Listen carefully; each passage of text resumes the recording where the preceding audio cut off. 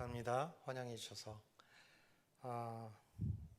2012년 11월 18일로 기억을 합니다. K-팝 스타 시즌2 다리꼬지마로 사람들에게 이제 등장한 악동 뮤지션, 지금은 악뮤라고 이름을 바꿨습니다. 이찬혁, 이수연 남매의 아빠 이성근 선교사입니다.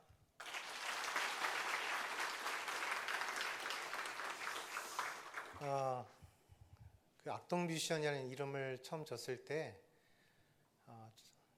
찬혁이가 그런 얘기를 했어요. 악동 별로 안 좋은 말이잖아요. 그래서 제가 약간 뜻을 좀 바꿨어요. 그래서 악을 악랄하게 아니라 즐거울 낙으로 바꿔서 즐거운 아이들, 즐겁게 노는 아이들, 음악으로 노는 아이들, 이런 표현을 해서 악동 뮤지션이라고 이름을 쳤는데, 찬혁이가 군대를 갔다 오고 나서는 우리가 더 이상은 아이가 아니잖아요. 아이동은 빼야 될 것 같아요. 그래서 악뮤가 됐습니다. 저희 아이들을 혹 모르시는 분도 계실 것 같아서 영상을 하나 준비해 봤습니다. 네.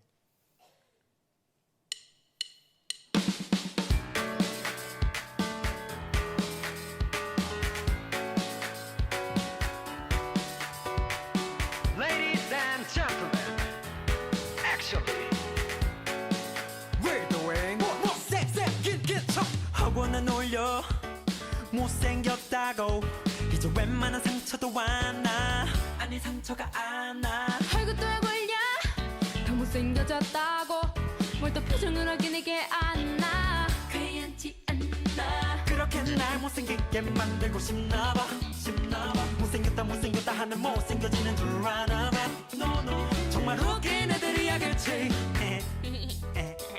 되게 재미난 애들인 것 같아 너 지금 착각하고 있나 본데 그런가 본데 사실 잘생긴데 못생긴 척하는 거야 숨겨왔던 나를 말하는 중인데 왜 웃고들 있는 거지 주눅 들어온 얘기를 못해 얘기 우리 하길 갖고 얘기를 못해 you're late baby baby baby baby baby baby baby baby baby baby 매일마다 꼴려 못생겼다가 왜 만난 상처도 왔나 상처 온몸이 다 결려 못생긴 척 하느라고 몸에 신경을 하나 넣었어 대견해 잘했어 그렇게 날 못생기게 만들고 싶었니 못생겼다 하면 못생겨지는 줄 알았니 정말 웃긴 애들이야겠지 아주 재치가 넘치는 애들인 것 같아요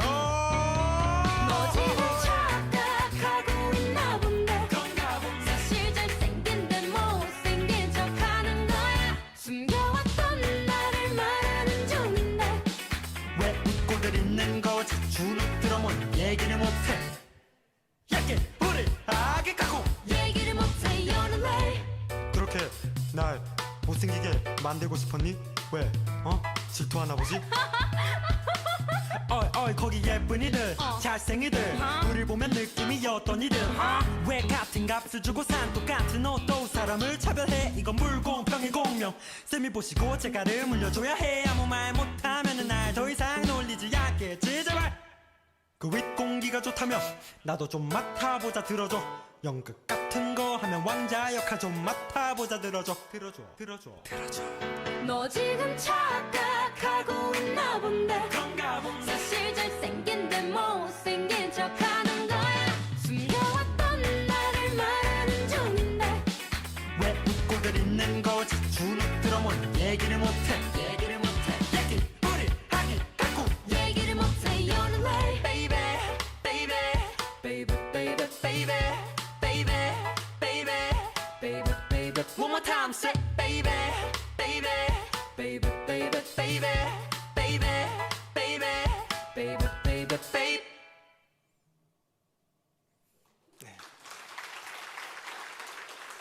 보신 영상의 제목은 못생긴 척이었습니다.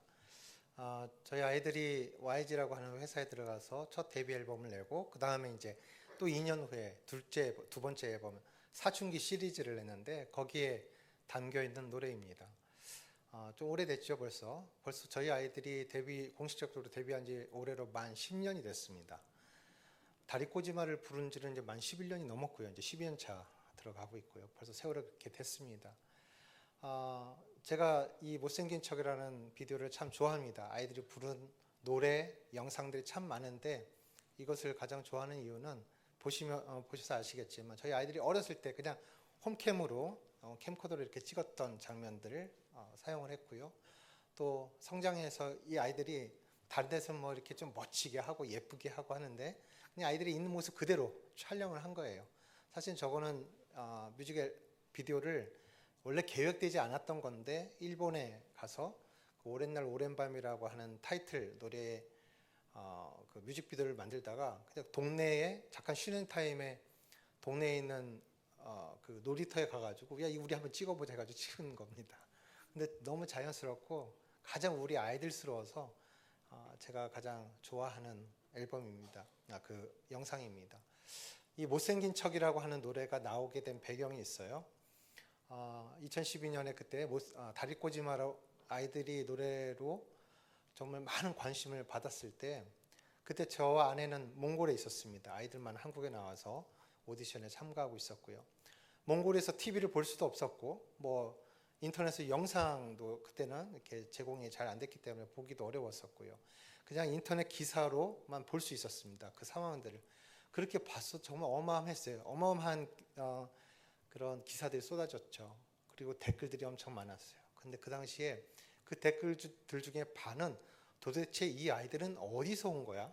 그리고 이 아이들이 가지고 있는 창의성은 어떻게 생긴 거야? 라고 하는 칭찬과 찬사의 이야기들이었고 사실 또 그 나머지 반은 이렇게 못생긴 아이들이 어떻게 TV에 나와 눈 베렸네? 라는 식의 약간 좀 어린 아이들이 좀 이렇게 장난스럽게 썼다고 생각이 들기도 했지만 어쨌든 부모인 입장에서 이 글을 봤을 때는 참 상처가 됐습니다. 부모인 저희들도 우리 아이들한테 그렇게 얘기한 적이 없는데 우리 아이들, 우리 가족을 잘 알지 못하는 사람들이 그냥 너무 함부로 악성 댓글들 쓴 것에 대해서 상처가 있었어요. 그래서 아이들하고 통화할 수 있을 때 이렇게 얘기를 했습니다. 얘들아, 너희들은 기사도 보지 말고 댓글은 더더욱 보지 마. 그래서 아이들이 네 그랬어요. 아이들이 이 K-팝 스타 오디션에 참가했을 때는 그냥 뭐 한두 번 이렇게 잘하면 한두 번 1, 2회 정도 하다가 금방 떨어질 줄 알았습니다. 그리고 이제 아이들에게 한 달 후에 보자 하고 빠이빠이 하고 이제 헤어진 건데 그게 6개월, 7개월 지나서 아이들이 우승까지 해버리게 된 거죠. 그 과정 안에서 참 부모된 입장에서 너무 불안하고 조바심이 났습니다. 많은 분들이 참 좋으시겠어요 했지만 저 불안함이 더 컸어요. 왜냐면 그렇게 아이들을 오랫동안 멀리 이렇게 떠나보낸 적이 처음이었기 때문에 아이들에게 간섭할 수도 없었고 도울 수도 없는 그런 상황에서 참 불안감이 참 많았던 것 같습니다. 그래서 이 오디션이 끝나자마자 아이들을 납치하다시피 몽골로 데려와서 도대체 너희들에게 무슨 일이 있었던 거니? 막 이런 얘기들을 막 나누는 중에 아이들이 이런 얘기를 한 거예요. 사실 엄마 아빠가 그 기사 보지 말라 그랬는데 봤고요. 댓글들도 다 봤어요. 근데 저희는 괜찮아요 라고 얘기를 한 거예요. 그리고 나서 이 노래를 만든 겁니다. 답가로. 가사가 나왔기 때문에 혹시 보신 분들은 이해하시겠지만 내용은 이렇습니다. 당신들은 우리를 못생겼다고 하는데 사실은 우리가 잘생겼거든. 다만 못생긴 척 하고 있을 뿐이야 라고 하는 얘기예요. 우리를 자기들 뭐 이렇게 나쁜 말로 했다고 해서 미워한다거나 욕하는 것이 아니라 참 재치 있게 그 상황들을 이제 이야기하는 거 보면서 참 저희 아이들이지만 잘 컸다. 자존감이 참 건강하구나 이런 생각을 했습니다. 부모인 저희들이 뭐 부모님들 대부분들 그러시죠. 우리 아이가 가장 최고고 가장 예쁘잖아요.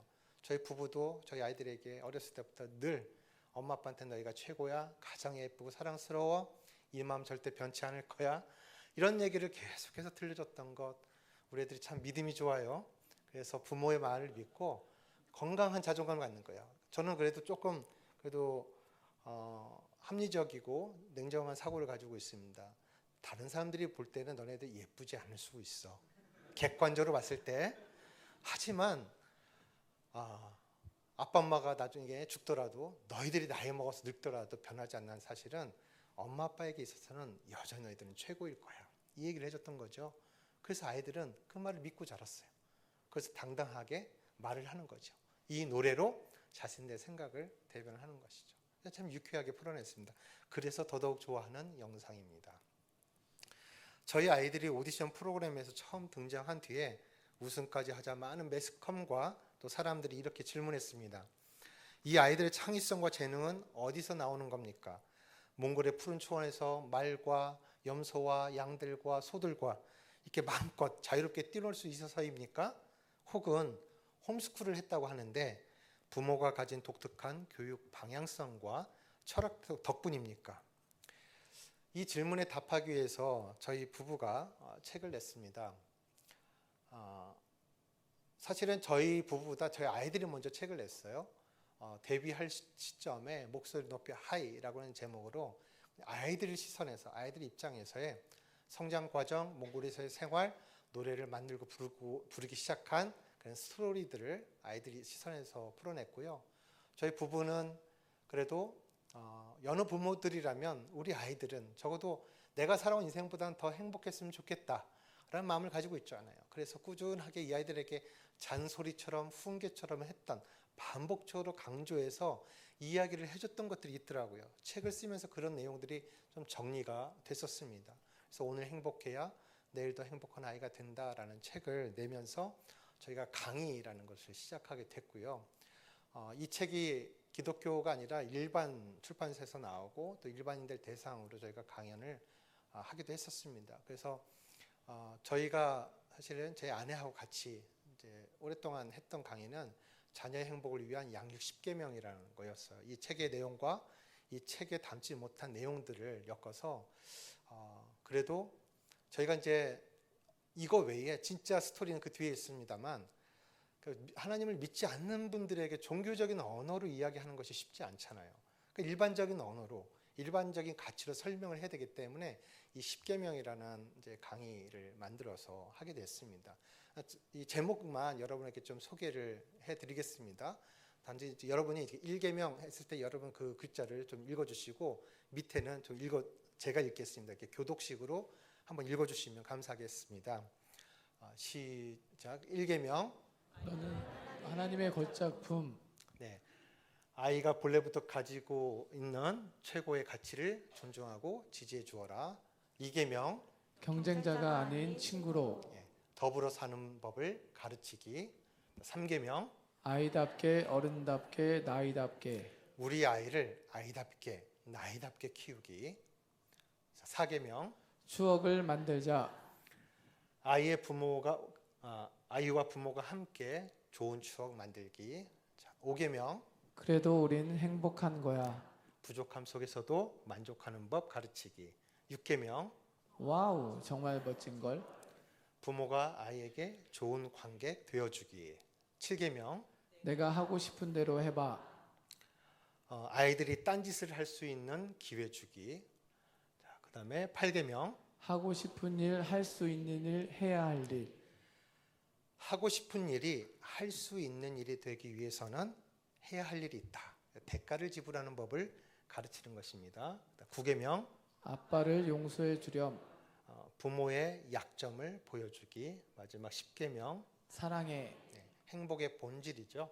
적극적으로 사랑에 표현하기. 이게 10가지 중요한 어떤 가치들. 사실 보면은 다 아시고 계시는 거잖아요. 알고 있지만 잘 하지 못하는 것들. 이런 것들을 다시 한번 좀 같이 리마인드하고 하는 강의를 구성을 하고 있고요. 하지만 제가 교회에서는 정말 진짜 스토리를 여러분에게 말씀을 드려야 하겠습니다. 저는 오늘 여러분께 저희 아이들이 악동 뮤지션이란 이름으로 세상에 등장하기까지 하나님이 어떻게 인도하셨는가에 대한 솔직한 히스토리와 함께 하나님이 저희 가정, 특히 아빠인 저에게 가르쳐 주신 중요한 교훈을 나누고자 합니다. 저희 가족은 2008년 5월에 몽골 선교사로 파송받았습니다. 그때 첫째 아이 찬혁이가 초등학교 6학년, 둘째 아이 수연이가 초등학교 3학년 나이였습니다. 몽골에는 이미 한인 선교사 자녀 학교, 한인 학교가 있어요. MK스쿨이라고 있었습니다. 그렇기 때문에 저희 아이들은 몽골에 가자마자 이 학교에 다니기 시작했고 하지만 몽골에서의 생활이 1년이 채 되지 않는 때부터 재정적 어려움이 일찍 찾아오는 바람에 저희 아이들은 학교를 금방 중단할 수밖에 없었습니다. 더 이상 학교를 다닐 수 없게 되었습니다. 그리고 어쩔 수 없이 집에서 스스로 공부해야 하는 홈스쿨이 시작됐습니다. 저희가 홈스쿨에 대한 특별한 어떤 철학이나 방향성이 있어서 한 거 아니고요. 그냥 돈이 없어서 아이들 학교를 보내지 못했고 집에서 공부해야 되는데 학교 시간표를 가져다가 그대로 공부하게 했어요. 집에서 공부하니까 홈스쿨이겠지 했죠. 근데 그래서 사실은 시행착오가 많았고 한 3년 정도 하는 그 홈스쿨이 사실 저희 결론에서는 좀 실패라고 얘기를 할 수밖에 없는 힘든 시간들을 보내게 됐습니다. 저희는 학교를 아이들을 보내지 못하게 된 상황에서 이 재정적 어려움이 해결되는 것과 하나님이 다시 아이들을 학교에 보내주시도록 매일 기도했습니다. 하루에 2시간씩 기도를 했어요. 예배를 했어요. 저희가 매일 아침 6시부터 8시까지 좀 해가 일찍 뜨는 여름에는 새벽 5시에 등짝 스매싱을 나누면서 일어나 하면서 2시간씩 예배를 했습니다. 사실은 절박함의 표현이었어요. 저 자신이. 저는 그런 위기의식이 있었습니다. 아빠의 경제적인 무능함 때문에 우리 아이들의 미래와 그 기회를 망칠 수도 있겠다라고 하는 위기의식이 참 저를 누르고 있었기 때문에 이것이 표현이 그렇게 됐던 것 같아요. 그래서 하나님 앞에 기도하고 예배해야 된다는 건 너무 절실한데 이런 것이 아이들에게 또 아내에게 이런 것들을 더 강하게 이야기를 하고 표현을 했던 것 같습니다. 그러나 하나님은 침묵하셨습니다. 무려 3년 동안 침묵을 하셨어요. 그동안 저에게는 하나님께 실망하며 원망하는 마음이 쌓여갔습니다. 첫 1년을 지날 때는 그럴 수도 있겠다라는 생각을 했어요. 그래서 1년 동안 하나님 앞에 열심히 기도하자. 하나님이 들으실 거야. 아이들에게 이렇게 얘기했습니다. 하나님이 엄마 아빠의 기도는 좀 늦게 들어주시는 경향이 있는데 너희들의 기도는 하나님 즉각 응답해 주시잖아 라는 얘기를 했어요. 그러니까 함께 기도하자라고 했습니다. 이렇게 얘기할 수 있었던 것은 선교사로 나가기 전에 한국에서의 경험이 있었기 때문이었어요. 저는 한국에서 선교단체에서 간사로 일을 했습니다. 사실 선교단체 간사로 일한다는 것이 경제적으로 넉넉할 수 없는 상황이었겠죠. 그럼에도 불구하고 정말 주님 앞에 헌신된 그 마음을 가지고 자족하는 믿음을 가지고 그냥 저희 4 식구 단란하게 사는 것에 감사하면서 그렇게 살았던 것 같습니다. 그럼에도 불구하고 제가 여느 아빠들처럼 아침 일찍 출근하고 늦게 퇴근하는 아빠였기 때문에 아이들과 같이 시간을 보내기가 좀 어려웠어요. 아빠가 부재인 상황에서 아이들이 하루는 이렇게 얘기를 합니다. 엄마, 우리 고기 먹고 싶어요. 엄마, 우리 이런 거 갖고 싶어요. 그런데 정말 그때 아내가 우리 하나님 앞에 기도하자라고 했어요. 근데 정말 기가 막히게 그날 어떤 돕는 분을 통해서 고기도 먹고 필요한 것들을 얻게 되는 그런 경험들이 있었다는 거죠. 그 이야기를 아내가 저한테 얘기를 해줬을 때 저는 이런 마음이 들었어요. 그렇지. 우리 하나님, 나의 하나님, 우리 아이들을 책임져 주시는 하나님, 그런 믿음이 있었어요. 그렇기 때문에 또 저희 아이들도 그 어린 마음에 우리가 하나님 앞에 기도하면 하나님 응답해 주시네 이런 마음을 갖게 됐죠. 그렇기 때문에 몽골에서도 그 이야기를 당연하게 할 수 있었고 그런 믿음도 있었습니다. 우리가 1년 동안 충분히 하나님 앞에 시간 드리는 거잖아. 1년 동안 기도하면 하나님 분명히 응답해 주실 거야. 근데 1년이 지났는데 상황이 전혀 바뀌지 않아요. 여전히 학교를 보낼 수 없는 상황이 됐어요. 제 마음이 조급해지기 시작합니다. 그래서 더 엄격하게 시간표를 만들고 교과 구성을 해서 1시간마다 아이들을 공부한 진도표를 확인하면서 사실은 감시하면서 또 2년차를 보내기 시작해요. 아이들이 얼마나 숨막히겠습니까? 저는 더 숨막혔어요. 사실 표현을 못했거든요. 아빠의 어떤 약한 모습, 허점을 보여주면 안 된다는 마음 때문에 더 긴장감을 가지고 했어요. 하필은 그 시기에 찬혁이가 중학교 2학년 나이, 그 사춘기에 아주 정점을 닿는 그 시기를 맞이했습니다. 그때 저는 이 아이가 이해되지 않았어요. 사춘기가 이해되지 않았어요. 그 당시 한국에는 중학교 2학년 아이들에 대해서 중2병, 외계인이라는 표현이 있었는데 그 표현이 정말 정확하다고 생각이 될 정도였습니다. 어제까지 알았던 그 찬혁이가 아니에요. 갑자기 아이가 바뀌었어요. 물 한 잔 갖다 달라고 얘기를 하면은 컵만 가져오는 거예요. 컵만. 그래서 도대체 너 뭐니?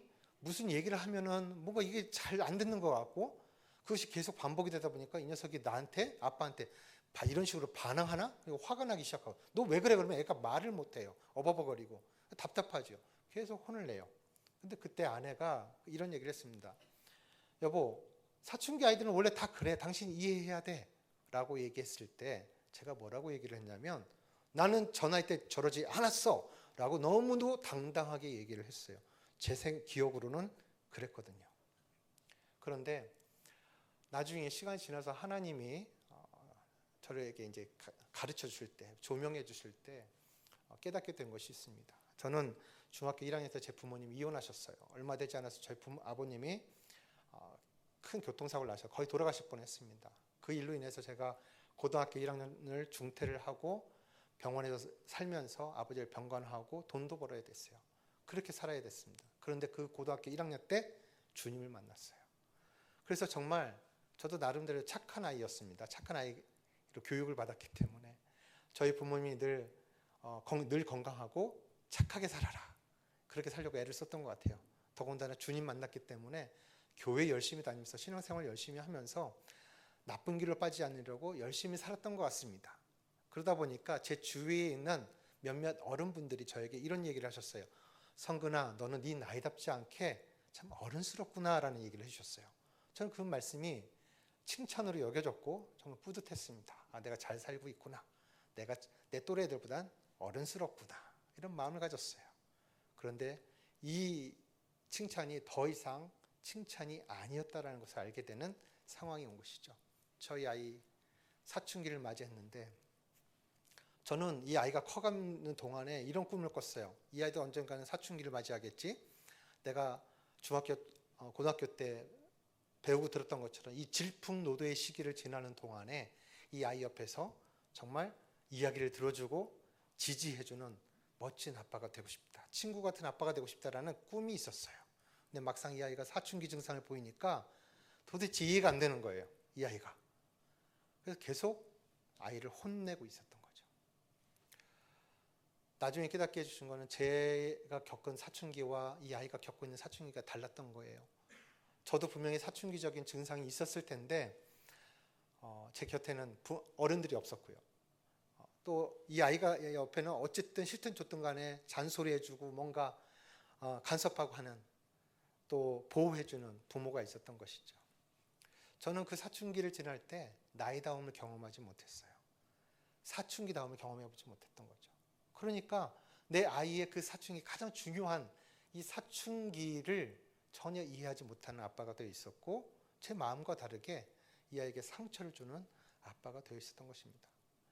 이 홈스쿨이라고 하는 집안에서, 이걸 더 설명을 드려야 되겠나요? 네. 몽골에서 1년 중 6, 7개월은 한국의 기온을 기준으로 해서 겨울입니다. 그리고 매년 12월부터 1월, 2월은 가장 추운 겨울이에요. 영하 30도, 40도까지 떨어집니다. 울란바타르 도심이요. 밖에 나와서 10분을 서 있기가 힘든데요. 예, 그런 것이죠. 그런 상황에서 또 아이들이 친구가 없이 그냥 찬혁이, 수연이, 남매가 서로 친구가 되고 같은 동급생이 돼서 같이 공부를 해야 되는 거예요. 컴퓨터를 선생님 삼아서 공부를 해야 되는 거죠. 늘 아빠의 그 감시를 받으면서 얼마나 힘들겠습니까? 더군다나 아이의 그 사춘기를 이해하지 못하는 아빠와 아이뿐만 아니라 엄마를 포함한 아이들과 엄마를 편, 그리고 저 혼자 편 사이에 아주 극심한 긴장감. 제 아내가 표현하기로는 정말 아빠와 나머지 가족 사이에 정말 두껍고 높은 벽이 견고하게 세워져서 절대로 무너지지 않을 것처럼 여겨졌다고 얘기를 하더라고요. 그런 긴장감이 있었어요. 너무 고통스러웠죠. 3년 차가 됐습니다. 너무 이해가 안 되는 거예요. 그때부터는 하나님에 대한 원망이 시작됐습니다. 저는 이렇게 기도했습니다. 하나님, 왜 저한테 이러시는가요? 저는 하나님 편에 있잖아요. 제가 고등학교 1학년 때 주님 만났고 그때 하나님 앞에 서원을 했습니다. 저는 하나님 일하는 사람이 되겠습니다. 생계, 먹고 사는 일에 제 삶을 사용하지 않고 주님 나라를 위해서 제 삶을 헌신하겠습니다. 그렇게 살았어요. 물론 그 과정 가운데에서 저는 신학을 하고 목사가 되고 선교사가 되는 것이 그 일이라고 생각했지만 하나님이 저를 출판 쪽으로 인도를 하셨고 또 선교단체를 인도하셔서 또 다양한 여러 가지 직업적인 것들, 또 선교단체와 함께 하나님의 일을 하는, 그리고 나중에 결국은 이제 선교사로 파송이 됐죠. 평신도 선교사로. 그런 여정 가운데 한 번도 제 삶의 목표가 변한 적이 없어요. 그 소원을 후회한 적이 없어요. 저는 그렇게 살았어요. 먹고 사는 것을 위해서 사는 것이 아니라 하나님이 주신 소명을 위해서 살아가는 것에 삶의 의미를 가졌고, 또 하나님께서 그것을 지지하고 늘 제 편이 되어주는 아내를 만나게 하셔서 너무 당연하게 그렇게 살았던 거예요. 저희가 한국에서 사는 동안에 저희가 출석하던 교회에서 전도사님과 몇몇 권사님들이 신방을 오셨는데 제 아내에게 이런 얘기를 했다고 해요. 집을 둘러보면서 어머 이렇게 사셨구나, 힘드셨겠어요 라고 얘기를 했다는 거예요. 제 아내가 이해가 되지 않았대요. 뭐가 힘들다는 거지?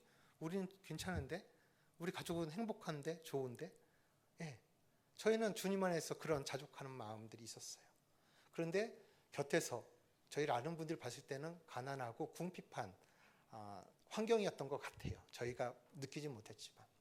그래서 그 안에서 저희가 이제 하나님의 나라를 위해서 살아가는 이제 선교사로 헌신을 하게 되고, 아직 어린 아이들을 엄마 아빠를 믿고 따라온 거잖아요. 그 아이들 데리고 왔을 때 저는 믿음이 있었어요. 제가 선교사로 나간다고 했을 때 저희 아버지 어머니가 그때는 교회를 다니시지 않았는데 무척 반대를 하셨죠. 막 욕을 하시면서 너는 네가 좋아하는 일을 위해서 간다고 하지만 이 아이들은 무슨 죄야? 거기 가서 아이들이 학교도 못 다니고 먹지도 못하고 그러면 어떡할 거야? 막 이렇게 화를 내셨어요. 그때 저는 저희 부모님께 이렇게 얘기를 했습니다. 교회를 다니시지 않았기 때문에 표현을 이렇게 했어요. 아버지, 제가 그래도 가족들에 대한 책임감은 있습니다. 만약 몽골에서 그런 상황이 생기면 제가 알아서 철수해서 택시 운전을 해서라도 가족들을 부양할 테니까, 그런 책임감이 있으니까 믿어주세요 라고 설득을 했어요. 그리고 제 속으로는 절대로 그럴 일은 없습니다라고 생각을 했어요.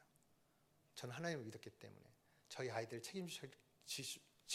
책임져 주실 거라는 믿음이 있었기 때문에 그런 일은 일어나지 않을 것이다. 근데 선교사로 가고 나서 1년도 되지 않아서 아이들을 학교를 못 보낸 상황이 됐죠. 가장 힘든 시기에는 먹을 것을 제대로 줄 수 없는 상황이 있기도 했었어요. 한 2, 3개월 동안 가장 힘든 때는. 너무 힘들었죠. 정말 제가 너무 당당하게 하나님을 믿는 그 믿음을 가지고 제 부모님이 그렇게 당당히 얘기했는데 그 상황이 찾아온 거예요. 하나님 저한테 어떻게 그러실 수 있어요? 저는 하나님 편에 서 있고 하나님 나라의 편에 서 있는데 하나님 왜 제 편이 되어주시지 않으세요? 화가 나기 시작한 거예요. 하나님께 분노하기 시작했어요. 그런 시기가 3년 차였습니다. 예. 그 3년이 다 끝날 때쯤에 제 아내가 이런 얘기를 했어요. 여보, 우리가 지금 이렇게 홈스쿨을 계속하는 건 의미가 없어. 당신도 힘들고 아이들도 너무 힘들잖아. 우리 다시 한번 하나님께 나갑시다. 하나님께 기도해 봅시다 라고 얘기를 했어요. 저는 여전히 하나님께 화나 있었지만 그 말에 동의할 수밖에 없었습니다. 그래서 울란바타르 도심의 외곽에서 고아원을 운영하시던 선교사님이 계셨는데 그분께 부탁을 해서 방 한 칸을 빌렸습니다. 그래서 1박 2일로 가족 수련회를 갔어요. 그때가 12월, 정말 추운 12월이었습니다. 그런데 몽골에서는 흔치 않은 숲이 있는 곳이었어요. 그래서 추운데 뭐 길진 않지만 거기 산책도 하고 밥도 지어 먹고 저녁 때는 함께 모여서 함께 예배하고 기도하기 시작했습니다. 저는 어느 순간부터 제가 예배를 이제 인도를 해야 되니까 찬양을 인도하고 기도를 인도하고 또 말씀 인도를 하는데 정작 저 자신은 하나님 앞에 기도할 수 없고 찬양을 불러도 찬양이 되지 않고 말씀을 봐도 말씀이 들어오지 않는 상황이었어요. 하나님에 대한 원망 때문에. 그래서 아내가 들려주는 거, 아이들이 나눠주는 그 말씀을 듣고 있었는데 그날 아내가 나눠준 말씀이 있었어요.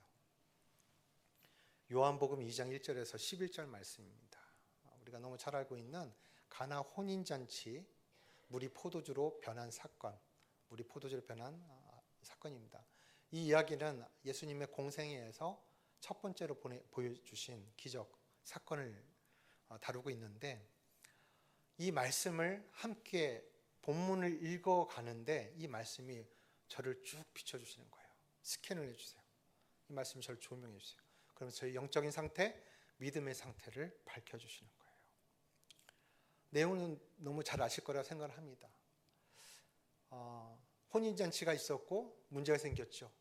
그 잔치의 기쁨의 상징, 축제의 상징인 포도주가 다 떨어졌습니다. 우리가 예수 그리스도를 구주로 고백함으로 인해서 구원을 받았습니다. 그리고 동시에 우리에게 주어진 약속이 있어요. 하나님 나라가 너에게 임했다라고 하는 거예요. 여러분, 예수 그리스도를 구주로 고백하는 신앙인들에게, 그리스도인들에게 하나님의 나라가 임할 것이다가 아니라 임했다라는 거예요. 예수님께서 우리의 삶의 주인이 되셔서 왕 되시고 통치하신 그 나라가 우리 속에 임했다라고 하는 것입니다. 천국이 임했다라는 거예요. 여러분, 그 천국을 경험하고 계십니까? 네. 앞에서도 말씀드렸지만 다른 분들 보시기에 우리 삶이, 저희 가족의 삶이 좀 구피해 보였지만 저희는 그렇게 생각한 적이 없거든요. 정말 하나님께 우리의 삶을 맡겨드리고 하나님 나라를 위해서 살아가는 그 삶에서 하나님으로 인해서 즐거웠어요. 자격 없는 저, 결핍 과정에서 자라난 저, 그렇기 때문에 결혼에 대한 두려움이 있었고 가정을 이루는 데 대한 두려움이 있었던 제가 정말 좋은 아내를 만나고 너무 사랑스러운 아이들을 만나서 이 가정을 이룬 것 자체가 제 인생에서 그 무엇과 비교할 수 없고 바꿀 수 없는 가장 큰 선물이었어요. 하나님이 이 좋은 가정을 주신 것만으로 저는 제 인생에서 누리면서 가장 큰 복을 누리고 있다고 생각했거든요. 다른 욕심이 없었거든요. 네. 이것이 저에게는 하나님 주신 복이었어요. 그 하나님 나라에서 경험할 수 있는 가장 상징적인 것이기도 했었죠. 그 하나님 나라를 누리고 있고 이제 하나님 나라를 전하는 사람이 되기 위해서 선교사로 와 있는데 처음으로 제 생에서 처음으로 하나님을 원망하고 있었던 거예요. 이게 어떤 일인가를 보게 됐을 때 이미 여전히 저는 선교사라는 신분을 여전히 부인하지 않고 하나님의 나라를 소유한 사람이라는 것에 대해서도 의심하지 않았지만 결정적인 문제, 결핍이 있었던 것이죠. 뭐냐면은 기쁨이 없어요. 하나님 나라의 그 부요함, 하나님이 어떤 분이세요? 온 세계를 창조하시고 주인이 되시고 다스리신 가장 부유하신 분이시잖아요. 그 하나님의 통치가 우리 마음 가운데 일어났을 때 정말 그 이전에 한국에서 살았을 때 우리가 경험했던 것처럼 세상의 기준이 아니라 믿음의 기준 안에서 늘 감사하고 기뻐했던 그 마음이 있었는데 그게 어느 순간에 사라진 거예요. 마치 성경 본문에 나온 것처럼 잔치집에 포도주가 떨어진 것처럼 하나님의 나라에서 어떤 일이 일어난다고 예수님이 말씀하셨습니까? 한 영혼이 주님 앞에 돌아올 때마다 이 천국 잔치가 벌어진다고 했잖아요. 이것이 비단 믿지 않는 한 영혼이 돌아오는 것뿐만이 아닙니다. 여러분, 우리의 삶이 날마다 기적인 것을 믿으십니까?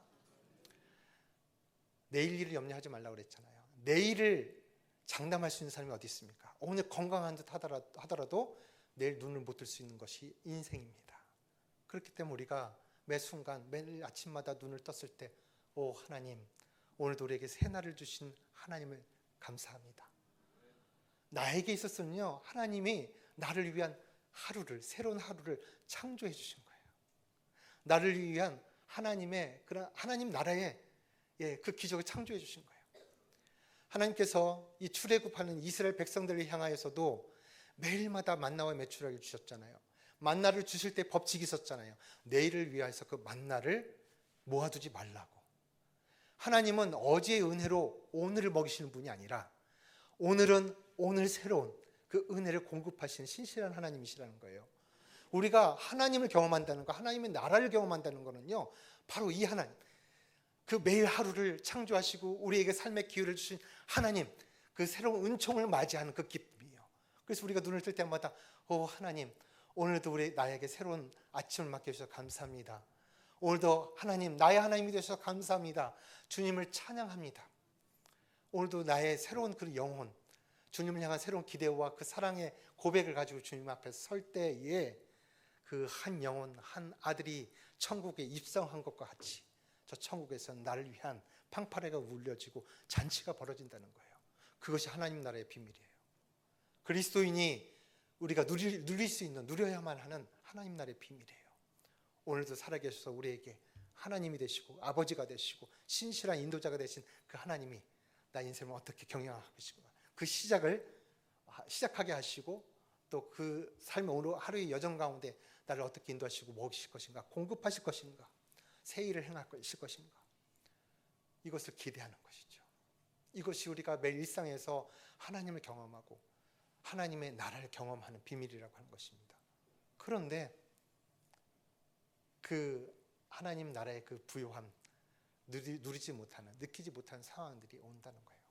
여러분, 믿지 않는 사람이나 믿는 사람들이나 인생에 있어서 겪는 고난의 모습은 별 다르지 않습니다. 여러분, 똑같아요. 어떻게 보면. 그러나 우리에게는 우리가 하나님을 믿는 우리 신앙인들에게 있어서는 그 하나님이 우리의 삶에서 새 일을 행하시는 분인 것을 우리가 고백하는 것입니다. 그렇게 이 말씀을 통해서 하나님의 나라를 소유했지만 그 포도주가 사라진 하나님 나라의 그 부요함의 상징과 기쁨, 그 공급이 사라진 제 상황을 보게 됐습니다. 그래서 이것이 그동안은 하나님 왜 들어주시지 않지? 하나님 때문에 내가 이렇게 힘들어 라고 했던 것들이, 또는 갑자기 사춘기로 인해서 변해버린 이 아들로 인해서 저희 가족의 분위기에 이렇게 긴장감이 넘치게 됐다고 생각했던 그런 생각들이 잘못된 것을 깨닫게 됐어요. 하나님, 저의 아이의 문제가 아니라 제 문제였다는 것을 알게 됐습니다. 저는 하나님의 의편에 섰다고 자신하고 있었지만 어느 순간부터 사람의 나의 의편에 서 있다는 것을 깨닫게 되었어요. 되돌아보니까 그랬습니다. 하나님 앞에 기도할 때 하나님 1년 우리가 기도하겠습니다. 1년 후에 아이를 학교 보내주세요. 이 재정 문제 해결해 주세요. 하나님께 1년의 시간을 드렸던 것 같아요, 제가. 근데 제 뜻대로, 제 계획대로 그 일이 성취되지 않으니까 2년차가 되어서도 여전히 제가 할 수 있는 일이 없으니까 기도하고 예배할 수밖에 없었지만 그때부터는 제가 조바심을 가지고 뭔가 제가 일하기 시작을 해요. 3년차가 되니까 더더욱 하나님께 맡겨드린다고 기도하면서도 결국 제가 하고 있었던 모습을 보게 됐습니다. 그것이 하나님 앞에서는 불순종이요 불신앙이었다는 것이 발각되어졌습니다. 이 말씀을 통해서요. 이 말씀을 깨닫고 하나님 앞에 철저히 회개했습니다. 그리고 가족들을 모아서 용서를 구했어요. 우리가 이렇게 3년여 동안 이렇게 힘들게 긴장감 속에서 살아왔던 것이 하나님 때문인 줄 알았고 찬혁이 때문인 줄 알았는데 사실은 아빠 때문이었어. 미안해, 용서해줘. 그 용서를 구했고 가족들이 흔쾌히 용납하고 용서해 주었습니다. 그 일에 놀라운 일이 생겼어요. 제 아내의 표현으로는 그렇게 높고 단단했던 그 벽이요, 높은 벽이 원래 없었던 것처럼 사라지고 없다라는 거예요. 아빠의 표정이, 그 마음이 편해졌고 그것 때문에 가족들, 우리 아이들의 마음도 평안해졌어요. 저희 가족들이 다 평안해졌어요. 어제까지 지옥 같았던 제 마음이 이 말씀을 깨닫고 하나님 앞에 회개하고 가족들의 용서를 구하고 용서 받음으로 인해서 제 영혼이 자유함을 얻고 기쁨을 얻고 여느 때처럼 하나님을 향한 감사와 기쁨이 회복되었어요. 영적 포도주가 회복되어진 것입니다.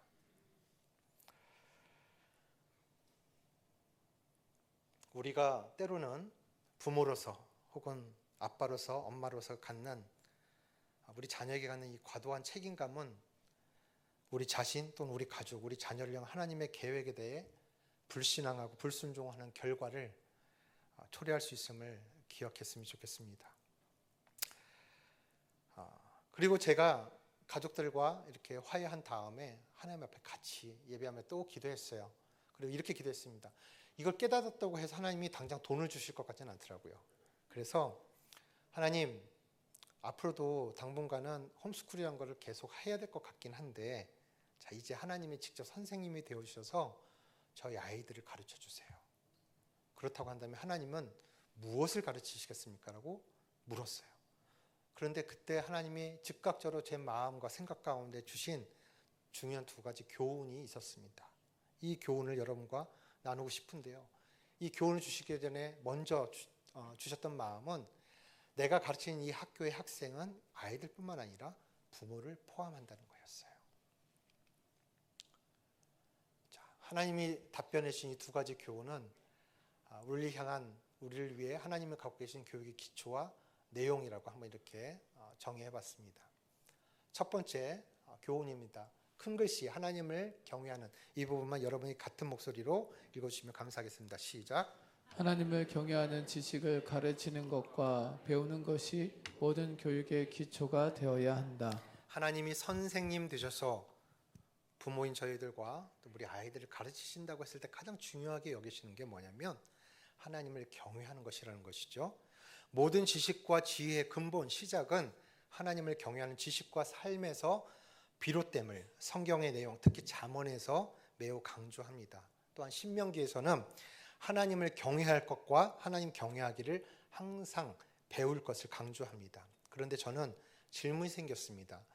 제가 하나님을 신앙하는 삶에서 나름 경외에 대한 초점을 맞추고 살아왔다고는 생각했지만 정작 아직 어린 우리 아이들에게 이 경외라고 하는 좀 어려운 말이잖아요. 이 경외에 대해서 어떻게 설명할 수 있을까 하는 것이었습니다. 그래서 하나님 앞에 여쭈었죠.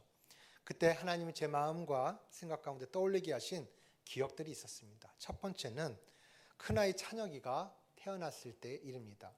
저희 두 아이는 다 제왕절개 수술로 나왔어요.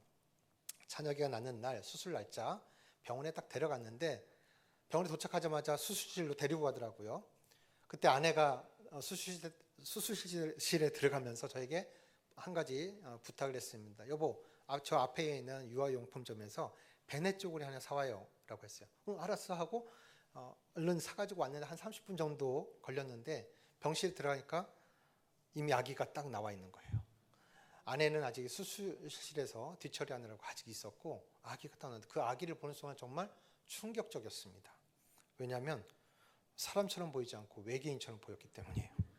얼굴 크기하고 몸 크기가 1:1 비슷했습니다. 얘들아 너희도 그랬어. 정말 얼굴은 붉고 주름이 또 가득하고 비늘 같은 것이 막 있는 것 같아요. 정말 사람 같은 형상이 아니었어요. 그런데 하루 이틀 지나면서 이 아이들도 얼굴 씻기면서 얼굴이 뽀얀해지고 사람 형체를 갖추면서 매우 신기하기도 했고 또 무엇보다 사랑스러웠어요. 참 놀라운 경험을 했습니다. 어제까지는 없었던 부성애라는 것이 주어지는 거예요.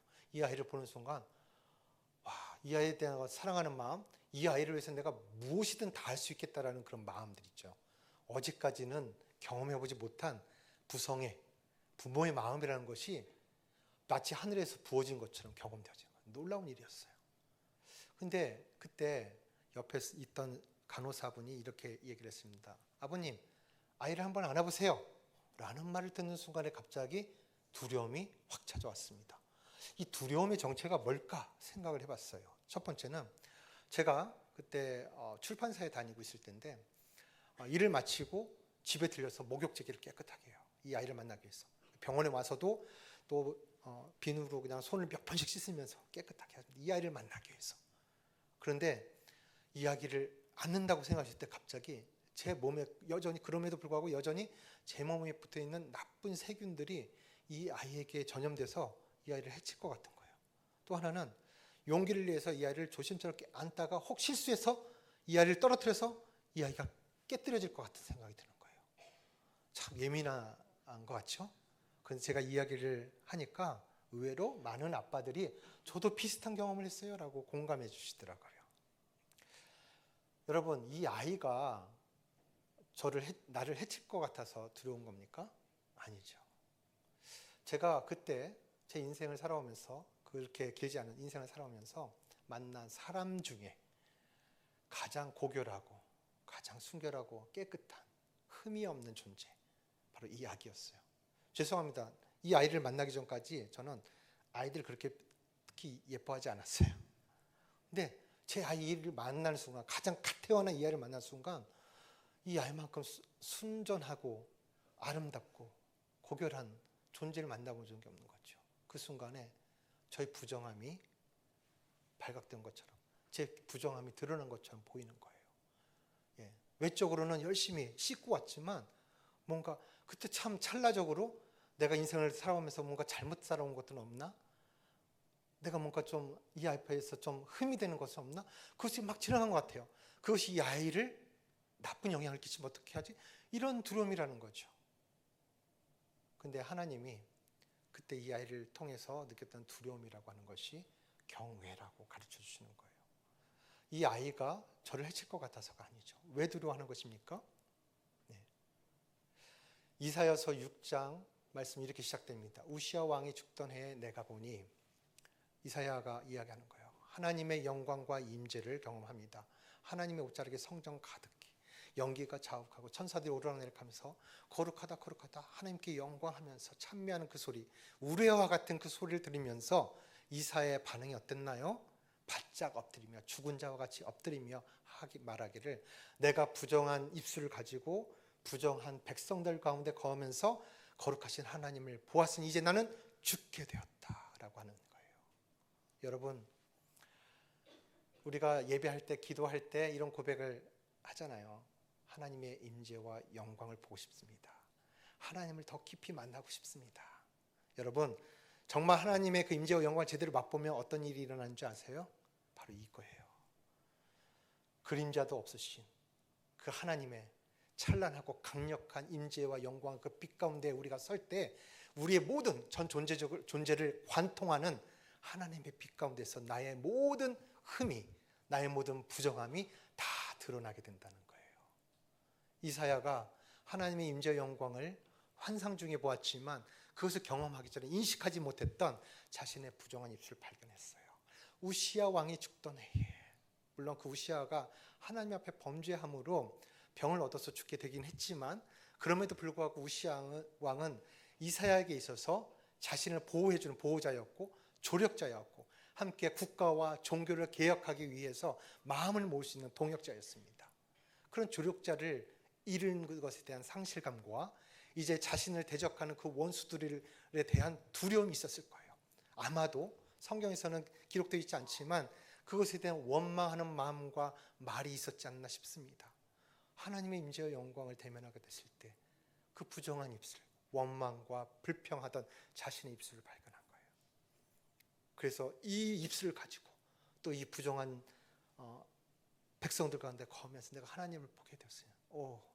나는 이제 죽게 되었다. 깊은 절망을 겪게 된다고 하는 거예요. 여러분, 우리가 하나님 앞에 설 때, 하나님 더 깊이 만나게 될 때 이런 경험들, 이런 순간들을 사실 통과해야 합니다. 하나님이 어떤 분이지, 그 하나님의 거룩함 앞에 서게 될 때에 정말 내가 죽을 수밖에 없고 무너질 수밖에 없고 상실감을 느낄 수밖에 없는 그 두려움 경험해야 돼요. 그런데 우리가 잘 알고 있는 것처럼 그것을 끝나면 저주지만, 이 이사야서 6장의 이야기에서도 천사 중에 하나가 제단의 숯불을 가지고 와서 입에 대며 네 죄가 깨끗해졌다라고 선언을 해주죠. 자세하게 기록되어 있지 않지만 그 후에 이사야는 하나님의 세미한 음성을 듣게 됩니다. 누가 나를 위해서 갈고 누가 우리를 위해서 갈고 하라고 하는, 이사야를 직접 대고 얘기하는 게 아니라 뭔가 하나님의 시선이 어느 쪽으로 향해서 뭔가 하나님의 그 마음, 세밀한 자기 어떤 혼자 말씀하시는 것 같은 그런 세밀한 음성을 이사야가 들었다는 거예요. 그리고 뭐라고 했어요? 우리가 잘 보는 것처럼 하나님, 제가 여기 있습니다. 나를 보내주십시오라고 헌신합니다.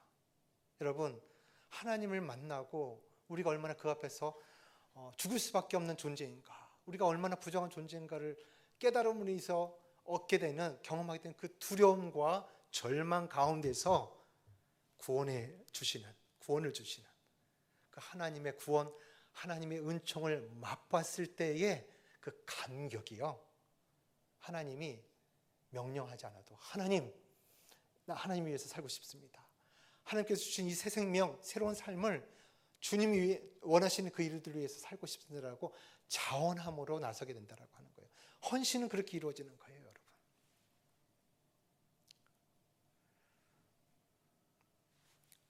네, 바로 이것이 경외라고 하는 거죠. 하나님의 은혜, 우리를 향하신 하나님의 그 사랑을 맛보게 되면 그 사랑에서 더 이상 이제 멀어지고 싶지 않은 그런 열망들이 생기고, 그렇기 때문에 하나님께 더 가까이, 이제 나를 위해서, 세상을 위해서 살았던 나의 삶이 이제 하나님 중심의 삶, 하나님을 위한 삶, 하나님 나라에 속한 삶으로 살아가기를 자원하고 나가서, 이제 하나님, 나는 하나님부터 분리되기를 원치 않습니다. 하나님과 멀어지기를 원치 않습니다. 그 일은 선택하지 않겠습니다. 주님 안에서 살고 싶습니다.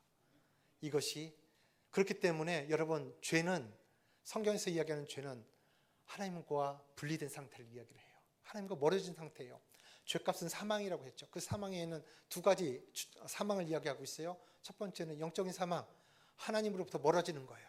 죄로 인해서 하나님과 분리된 상태가 우리 영적인 죽음이에요. 그리고 이 죄로 인해서 아담과 하와의 그 범죄로 인해서 에덴 동산에 대해서 쫓겨난 그 순간부터 그 에덴 동산에 뭐가 있었죠? 영생하는 열매가 있었다는 거예요. 그러나 이제 그곳에서 쫓겨남으로써 인생의 이제 죽음을, 육신의 죽음을 맞이하는 존재가 되었던 것이죠. 육신의 죽음도 맞이하게 되는 거예요. 그렇기 때문에 하나님, 이 죄로 인한 이 죽음의 저주를 제가 또다시 그것을 선택하지 않겠습니다. 영원하신 하나님, 나를 사랑하신 하나님, 나의 최고이고 최선이신 그 하나님과 함께 살고 싶습니다 라고 하는 그 열망을 가지고 하나님부터 멀어지는 것을 두려워하는 마음을 갖는 것, 이것이 경외라고 하는 것이죠. 경외란 한자는 높이경 두려워할 외를 쓰고 있습니다. 이 얘기는 공경함으로 두려워한다는 뜻이고, 다르게 표현하면 사랑함으로 두려워한다는 의미입니다. 여러분, 사랑하는데 왜 두려워합니까? 사랑하는 관계에서 가장 두려운 것이 무엇입니까? 가장 사랑하는 대상이 누군가요? 가족, 부모, 자식 간의 관계예요. 또 친구, 연인들과 관계죠. 무엇이 가장 두려운가요? 이별. 근데 그 이별이 죽음으로 인한 이별이라면 더 두렵고 고통스러운 것일 겁니다. 그렇기 때문에 하나님을 경외한다는 것은 하나님이 독생자를 내어주시기까지 우리를 사랑하신다는 것을 알고 우리도 그 하나님을 사랑하는 것을 의미하는데, 그 정도가 우리의 부정함, 곧 죄로 인해서 그분과 멀어지는 것을 두려워하는 것입니다.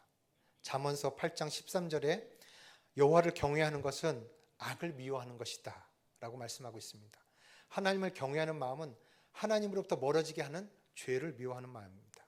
그래서 경외의 핵심은 친밀함입니다. 부모와 자녀가 맺는 친밀함, 부부가 맺는 친밀함의 관계가 경외의 핵심입니다. 경외를 이해하는 데서 떠올리게 하신 두 번째 기억이 있었어요. 어느 사순절에 예수 그리스도의 고난과 죽음을 묵상하면서 깨닫게 된 내용입니다. 특히 예수님께서 십자가에서 말씀하신 것 가운데 엘리 엘리 라마 사박다니, 아버지여 아버지여 어찌하여 나를 버리시나이까 라는 예수님의 말씀이었어요. 이 말씀이 예전에 묵상할 때 제가 이해한 거는 어떤 거였냐면, 예수님은 하나님이셨지만 이 땅에 오실 때 온전한 인간의 모습으로 오셨기 때문에, 육신을 입고 오셨기 때문에 인간이 겪을 만한 모든 그런 감정들과 고통들을, 기쁨들을 다 경험하셔야 됐겠죠. 패션 오브 크라이스트라고 하는 영화를 혹시 보신 적이 있으십니까? 정말 예수님의 고난에 대해서, 죽음에 대해서 정말 고증에 기반해가지고 정말 리얼하게 표현한 영화인데, 그 영화를 극장에서 보면서 오열했던 기억이 납니다. 저뿐만 아니라 주변에 있던 분들이 참 많이 오열하셨던 것 같아요. 그냥 눈물을 흘린 정도 아니라 꺼이꺼이 했던 것 같아요. 저도 그랬어요. 왜냐하면 그 이전에 상상했던 예수님의 어떤 고난과 이 영상을 통해서 보는 영상에서 보는 예수님의 고난의 깊이가 너무 달랐던 것이죠. 예수님이 박히신 그 못이 저렇게 크고 날카로웠나? 가시면류관이, 또 예수님의 옆구리에 창이 찔실 때 물과 피를 다 쏟으셨다고 했는데, 사람이라면 저걸 견딜 수 있을까? 나라면 생각할 수도 없는, 생각하기도 싫어. 하나님이셨지만 그 인간의 고통을 고스란히 견디셔야 했던, 당하셔야 했던 그 예수님이 절규하실 수밖에 없었겠다라는 마음이 있었어요. 그런데 이때 이 사순절, 어느 사순절에 이 말씀을 새롭게 묵상했을 때 새롭게 다시 깨닫게 해주신 내용들은 이런 것이었습니다. 앞에서 말씀드렸던 것처럼 예수님이 우리의 죄를 위해서 죽으셨다고 하는 것은 단지 육신의 죽음만을 의미하는 것이 아니었어요. 또 어떤 죽음이 또 있었다고요? 영적인 죽음, 하나님과 분리됨. 예수님 어떤 분이십니까? 창세기에 보면은 하나님의 말씀, 창조 사역에 함께 동행하셨던 하나님의 말씀, 그 말씀이 육신이 되어 이 땅에 오신 분이 예수 그리스도다. 요한복음 1장에서 기록하고 있습니다. 하나님이세요. 예수님 사역의 그 공생의 마지막 부분에 잡히시기 전에 유언처럼 기도하신 내용에도 성부 하나님께 기도하면서 아버지와 내가 늘 하나였던 것에 대해서 감사하고 기뻐하는 기도를 하셨어요. 그리고 초청했죠. 이제 이 제자들도 그리스도 안에서 하나님을 자녀로 초청받는 이들도 이제 아버지와 내 안에서 함께 하나가 되게 해주십시오 라고 기도를 하셨어요. 예수님께서 이 땅에 오신 목적, 죽으셔야 됐던 이유는요, 하나님께서 인간을 창조하실 때 그 첫 목적, 하나님의 형상을 닮은 존재로 창조하셨고, 내가 오늘날 너를 낳았다, 하나님의 자녀로, 하나님의 사랑받는 존재로 만드셨죠. 그리고 하나님을 사랑해줄 존재로 인간을 만드셨어요. 하나님과 함께 동거하며 동행하며 에덴 동산을 함께 거닐듯이, 그것이 하나님의 꿈이었죠. 그런데 인간의 죄로 인해서 하나님과 분리되고 멀어지고 에덴 동산에서 쫓겨나는 그런 저주의 결과를 맛보았지만, 그럼에도 불구하고 우리를 향하신 하나님의 사랑, 그것은 멈추지 않고 지속되었습니다. 계속해서 하나님은 선지자와 예언자들을 통해서 말씀하시고, 돌아오라 말씀하시고, 여전히 내가 너를 사랑한다고 말씀하십니다.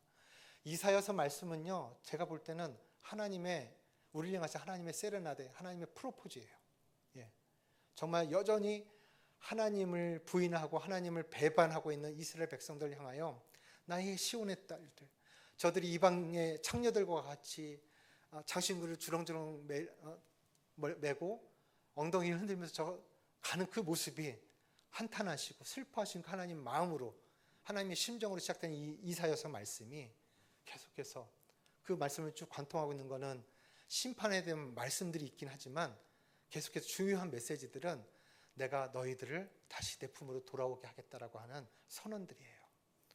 여전히 너희는 내가 사랑하는 자녀들이라고 말씀하시는 거예요.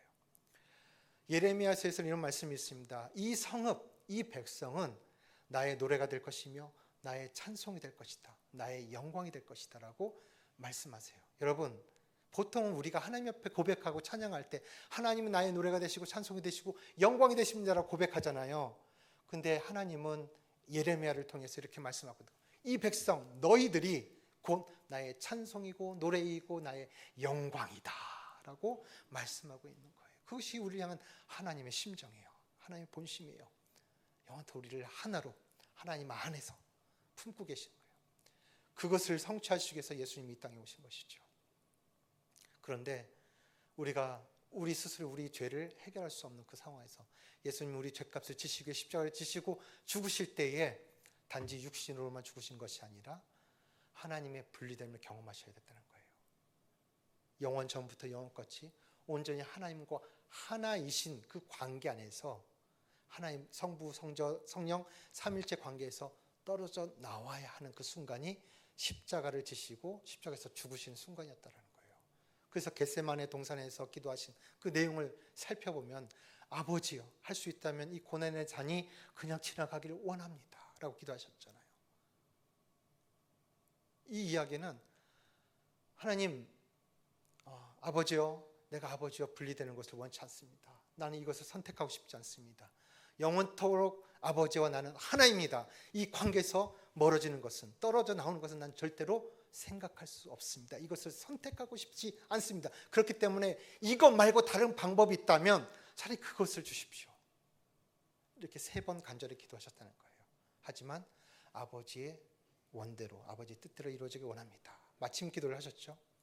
그런데 정작 십자가상에서 엘리 라마 사박다니, 아버지여 어찌하여 나를 버리십니까 라고 하는 고통스러운 절규를 하실 수밖에 없는 것은 바로 그 순간이 찾아온 거예요. 아버지여, 결국은 나의 손을 놓으시는 겁니까? 아버지여, 나를 버리십니까? 라고 하는 절규, 두려움, 고백하셨다는 거예요. 그리고 바로 이 순간 그 두려움을 고백했던 예수님의 마음, 그 심정이 하나님 경외였다는 거예요. 성부 하나님에 대한 경외감. 예수님은 그 십자가 위에서, 우리가 하나님을 예배하는 것은 하나님을 예배로서 하나님을 섬기잖아요. 그러나 사실 우리가 잘 생각해 보면은, 우리가 하나님을 알기 전에 하나님 우리를 먼저 아셨고, 우리가 하나님을 사랑하기 전에 그분이 우리를 먼저 사랑하셨어요. 우리가 그분을 섬기기 전에 그분이 우리를 먼저 섬겨주셨어요. 예배, 월십이라고 하는 것은 가치를 매기다. 좀 더 자세히 얘기하면 가치에 합당한 대가를 지불하다는 의미를 가지고 있습니다. 하나님은 처음부터 우리에게 하나님의 형상을 닮은 존재를 만들었다. 그것이 우리에게 매긴 가치예요. 하나님처럼, 하나님과 닮은 존재, 하나님의 거룩한 그 가치를 담고요. 하나님의 지혜와 능력, 그분의 성품을 닮은 존재로 우리를 만드셨어요. 그것이 우리에게 매기신 가치예요. 죄로 인해서 그 가치가 훼손되었음에도 불구하고 계속해서 하나님께서 선지자를 통해 예언자를 통해서 이 성경을 통해서 우리에게 말씀하고 있는 것은 그럼에도 불구하고 여전히 너희들은 나에게 가치 있는 존재야. 최고의 가치야. 그리고 그 가치에 합당한 대가를 지불하신 것이 예수 그리스도라고 하는 거죠. 여러분, 이 관점에서 생각하다면 하나님이 우리를 먼저 월십하셨다는 거예요. 월십. 섬겨주셨다는 거예요. 대가를 지불함으로. 그래서 예수님께서 십자가에 달려 돌아가신 그 십자가의 의미는요, 우리를 향한 하나님의 프로포즈, 하나님의 워십을 보게 하겠고요. 또 우리가 마땅히 하나님을 경외해야 되는데 그 경외가 무엇인지를 예수님이 그 십자가에서 보여주신 거라고 하는 거예요. 핵심은 앞에서 말씀드렸던 것처럼 우리가 하나님께 어떠한 사랑을 받는 존재인가를 이 말씀을 통해서 우리가 상고하기를 바라고요. 그래서 그에 대한 응답으로 하나님께서 이렇게 사랑해 주셔서 감사합니다. 나 또한 주님을 사랑합니다. 이 사랑하는 관계 안에 늘 거하길 원하고 이 사랑하는 관계로부터 멀어지는 것을 제가 두려워합니다. 그래서 저는 여전히 죄를 짓고 실수하고 넘어질 수밖에 없는 존재이지만 그래서 날마다 나의 연약함을 주님 앞에 호소하면서 하나님 나를 붙들어 주십시오.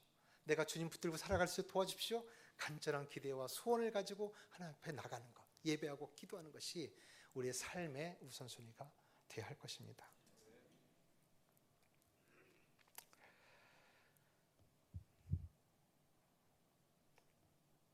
네, 저희가 이 말씀에 대해서 어떻게 적용할까? 이 첫 번째 교훈에서 어떻게 적용을 해야 될까 생각했어요. 마땅히 떠오른 건 없었습니다. 그런데 그동안에 저희가 아이들이 학교 다시 가기 위해서 또 재정 문제가 해결되기 위해서 또 이 추운 곳에서 돈이 없어서 쫓겨나면은 갈 곳이 없잖아요. 얼어 죽잖아요. 죽지 않기 위해서 생존하기 위해서 2시간씩 예배할 수밖에 없었던 저희들이었는데 이 말씀을 통해서 지옥이 천국으로 바뀌고 제 마음에 하나님에 대한 기쁨과 감사가 회복되어지는 상황에서 지금까지는 살기 위해서 생존하기 위해서 했던 이 예배를 이제 정말 예배답게 하나님께 감사하고 또 이 예배를 통해 가정 예배를 통해서 하나님께서 우리를 직접 가르쳐 주실 수 있도록 우리가 이 가정 예배를 계속해서 드리자, 꾸준하게 드리자 새롭게 결단을 했죠. 저희 아이들이 유명세를 얻고 나서 사실 매일마다 예배하는 것은 어렵게 됐습니다. 또 한 2, 3년 전에는 저희 아이들 둘 다 독립을 하기도 했어요. 독립할 시점에도 아이들에게 얘기를 했습니다. 사실은 뭐 다 큰 아이한테 이렇게 얘기하는 것이 의미가 없을 수도 있겠지만 그럼에도 불구하고 제가 엄포를 놨던 거는 얘들아 아빠하고 2가지만 약속을 하자. 첫 번째는 매달 한 번씩은 가정 예배 하는 것은 가장 최우선순위로 하자. 그 시간에 우리가 좀 일찍 모여서 같이 밥도 먹고 그간 살았던 얘기도 나누고 그리고 함께 예배하자. 예배 안에서 하나님께서 우리를 가르치시도록 기도하자. 예배하자. 이거였고 또 하나는 그래도 우리가 주일에는 같은 시간에 같은 자리에서 함께 예배하자. 가족이 함께 예배하자. 이 2가지를 약속을 좀 받았어요. 그러니까 이 2가지 약속을 해야만 독립시켜줄 거야 라고 엄포를 놨지요. 아이들이 착해서 네 라고 해줬고 지금까지 그 일들을 잘 지켜오고 있습니다. 아이들이 연예인이 되고 나서도 마찬가지였죠. 매달 한 번씩 하나님 앞에 예배하는 것을 지켰습니다. 근데 정말 되돌아볼 때 어느 한순간도 예외 없이 그 가정 예배를 통해서 하나님께서 저희들을 가르치시는 것을 저는 경험하고 있어요. 좀 더 아이들이 몇 년 전에 어렸을 때 아이들이 이제 청년기에 되면서 좀 더 청소년기나 어렸을 때하고는 달라지죠. 머리가 굵어지고 자기 주장이 강해지고 또 연예인이라고 하는 특별한 환경 안에서 갖는 또 그런 생각들, 마음들, 계획들이 있는데 그것을 잘 알지 못하고 경험해보지 못한 아빠의 입장에서는 좀 불안하고 어떤 것들은 안 했으면 좋겠는 그런 일들도 있어요. 그래서 예배하기 전에 같이 사는 얘기하고 서로 생각 얘기하는 동안 이미 마음이 상해요. 불편하고 또 안 했으면 좋겠어. 왜 그런 걸 하려고 그러니 잔소리도 하게 되고 아이들은 예전에 내 했던 애들이 고집을 피우기도 하고 불편한 상태에서 예배를 하기 시작합니다. 예배하고 말씀을 나누고요. 그래서 제가 말씀을 설교식으로 하지 않고 본문을 선택을 하고 그 말씀을 같이 묵상하고 묵상을 나누는 식으로 합니다. 근데 이 말씀을 나눌 때 어떤 일들이 일어나냐면 아이가 그렇게 얘기해요. 나름대로 자기도 하나님에 대한 신앙이 있다고 확신하기 때문에 그래도 이 일을 아빠한테 얘기했을 때는 이게 신앙적으로 문제가 안 될 거라고 생각했고 자기 고집대로 밀고 나와도 된다고 생각했는데 오늘 말씀을 묵상하니까 그게 아니네요 라고 얘기를 하는 거예요. 그래서 생각을 바꿉니다. 그리고 저는 어쨌든 아빠의 마음으로 좀 이렇게 이야기하고 좀 잔소리했던 것에 대해서 그것을 인해서 아이의 마음이 상한 것이 좀 불편했어요. 근데 하나님이 그 마음에 대해서 아이에게 용서를 구하라는 마음을 주는 거예요. 아빠도 나름대로 이것이 아빠의 생각이 맞다고 생각해서 좀 고집을 부리고 너한테 얘기를 했지만 그것으로 인해서 네 마음이 상했다면 미안해 라고 얘기를 해요. 그래서 이 가정 예배를 통해서 하나님이 우리의 생각을 바꿔주실 뿐만 아니라 우리의 감정도 터치해 주셔요.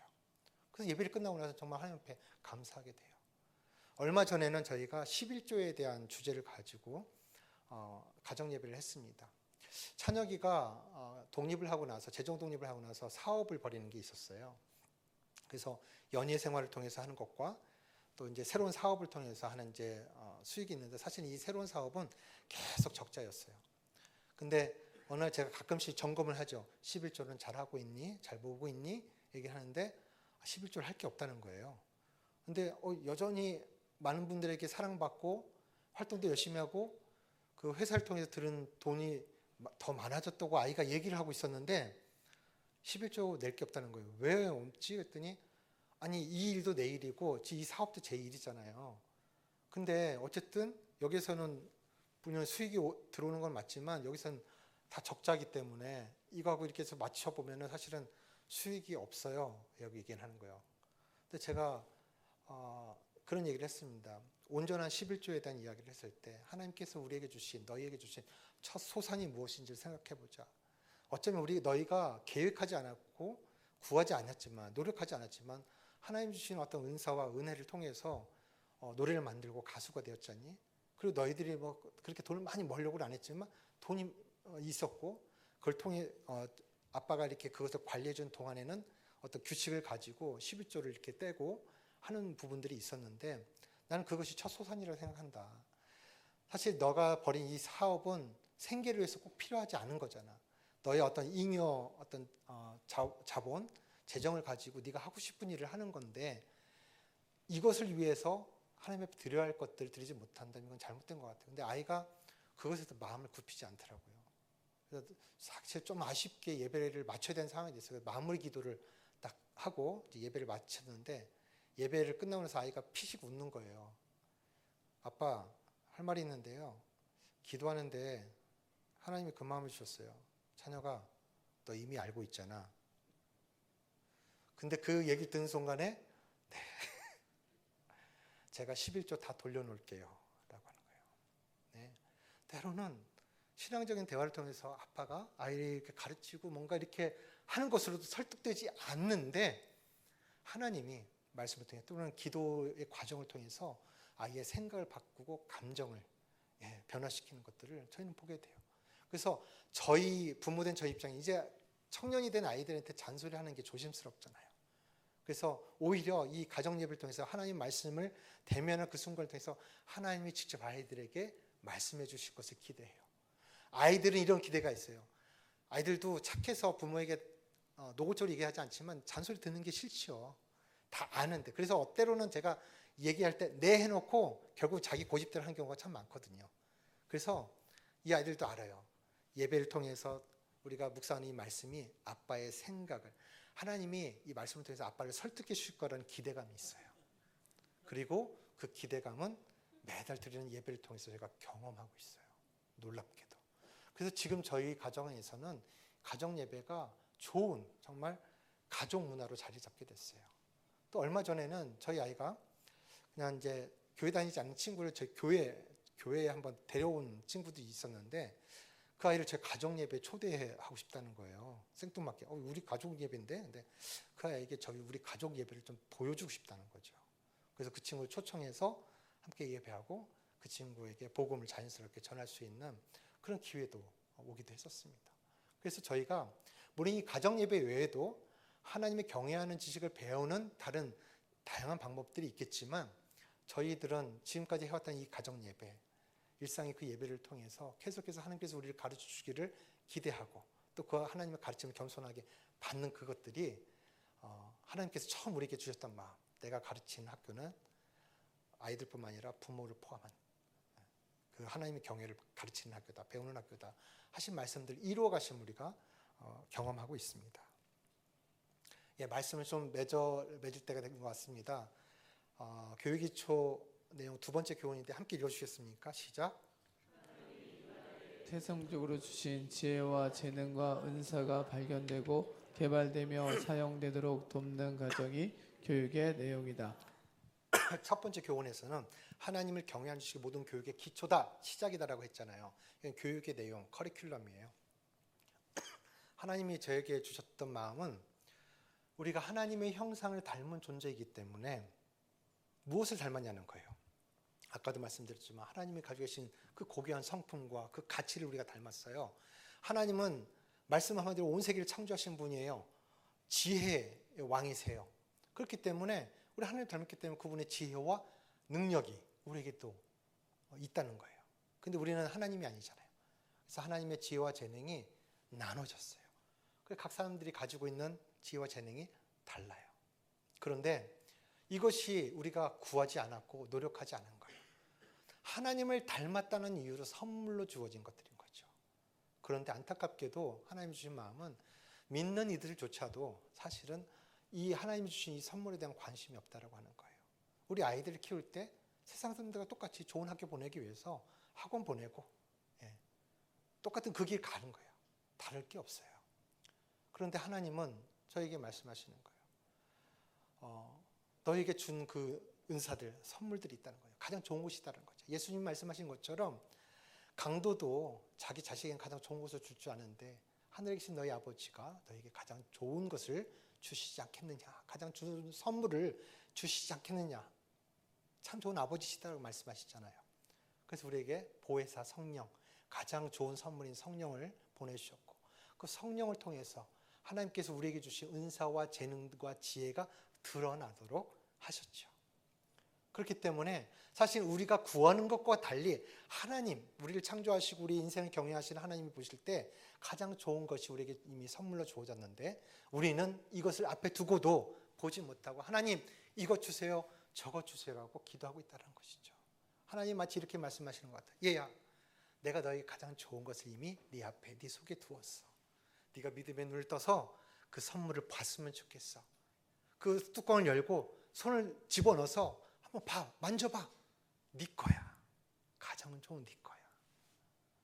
너도 만족하고 행복할 거야. 그래서 어쩌면 하나님을 경외함을 배우는 과정 안에서 우리가 선택해야 될 믿음의 여정이 있습니다. 모험이 있습니다. 사실 우리가 살아가는 이 시대에서, 이 사회에서 선택하기는 어려운 거예요. 여러분, 우리 아이들이 하나님 주신 어떤 재능과 은사가, 지혜가 있을지 탐색하는 그 여정이 필요한데 어디서 할 수 있을 거예요? 학교에서요? 교회에서요? 어디서요? 부모님의 어떤 믿음이 필요한 거죠. 아이들에게도 믿음이 필요한 겁니다. 우리가 하나님을 닮은 존재이기 때문에 하나님 주실 것이 무엇인가에 대한 관심을 갖는 것, 그리고 그것이 발견되고 개발되고 사용되도록 돕는 그 과정이 하나님이 우리에게 가르쳐 주신 교육의 과정이라고 한다면 우리가 이걸 선택해야 되는데 쉽지 않아요. 믿음이 필요합니다. 하나님을 경외하는 마음이 필요합니다. 우리가 이 메시지를 받고 선택한 것은 일단 지금까지 해왔던 공부 스톱하고 1년 동안 마음껏 놀아보자. 공부 안 해도 좋으니까 마음껏 하고 싶은 거 해. 이렇게 얘기를 했어요. 그래서 놀아도 시간표는 만들어서 놀자 얘기했죠. 저희가 양보할 수 없었던 건 첫 시간은 가정 예배를 하는 거였고 그 외에 시간들은 아이들이 하고 싶은 거 채우기 시작했어요. 아이들이 써온 거 시간표 써온 거 보니까 그동안에 엄마 아빠가 가장 싫었던 딴짓거리들로 다 채워지는 거예요. 그리고 아이들이 다음날 돼서 시간표를 덜렁덜렁 들고 오면서 아빠 시간표 바꿔야 될 것 같아요. 그래요. 왜? 그랬더니 이거 하면은 정말 재밌고 오랫동안 할 줄 알았는데 어제 하루 종일 하다 보니까 이제 질렸어요. 재미없어요. 다른 거 하고 싶어요. 그래? 그래. 매일마다 시간표를 바꿔야 됐습니다. 1년 동안. 아무 일도 일어나지 않았습니다. 그 과정 안에서 조급함이 또 생기는 거예요. 부모로서. 시작하는 건 많은데 끝내는 게 하나도 없어요. 좀 간섭하고 싶은 욕구, 참견하고 싶은 욕구를 참아내는 것이 부모로서 참 힘든 일이구나. 그때 알았습니다. 어쨌든 약속한 것이기 때문에 그 1년이 지났고 그 1년 동안에 저는 어차피 하나님 어쨌든 홈스쿨을 계속은 해야 될 것 같아서 홈스쿨이 뭔지 제대로 이제 공부도 하고 또 홈스쿨 잘하시는 분들 선교사님들 찾아가서 배우기도 하고 하면서 나름대로 재밌게 할 준비를 하고 있었어요. 그리고 나서 아이들에게 이제 그 1년이 다 지난 시점에서 이제 공부 좀 해야 되지 않겠니? 라고 하는 말을 해야 될 찰나에 아이가 노래를 하나 만들어 옵니다. 이게 이제 저희 아이들이 처음 노래를 만들고 수연이 방이거든요, 몽골에. 거기서 이제 노래를 부르고는 걸 제가 캠코더 찍어서 유튜브로 올리곤 했는데 처음 만든 노래가 갤럭시란 노래예요. 갤럭시. 잠깐 들려드릴까요? Galaxy.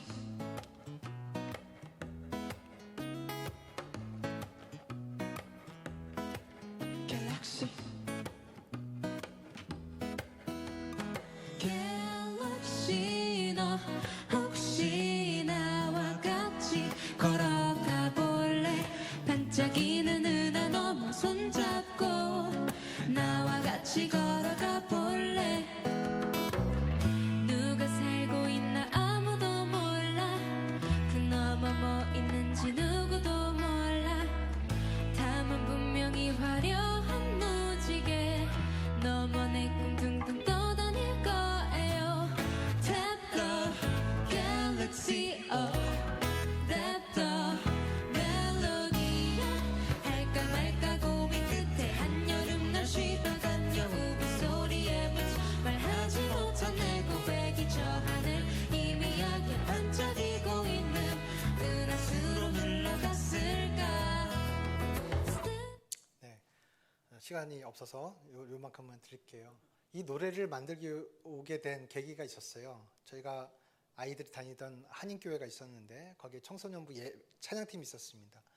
거기 드럼을 치고 있는 고3짜리 남자아이가 있었는데 그 아이가 노래를 하나 만들어 온 거예요. 제목은 아이팟. 그 당시 아이팟 터치라고 하는 것이 나와서 어른이나 애들이나 다 그걸 갖고 싶어 했어요. 그 마음을 표현한 거예요. 엄마, 저 아이팟 갖고 싶은데 아이팟 사주세요. 후렴구가 아이팟. 또 찬양팀이고 제일 또 고3 오빠고 형이잖아요. 그러니까 찬양팀 애들한테 코드 가르쳐주고 풀밴드로 연주를 하면서 또 싱어 애들은 마이크를 들고 그 노래를 줄기차게 1시간, 2시간을 부르고 있는 거예요.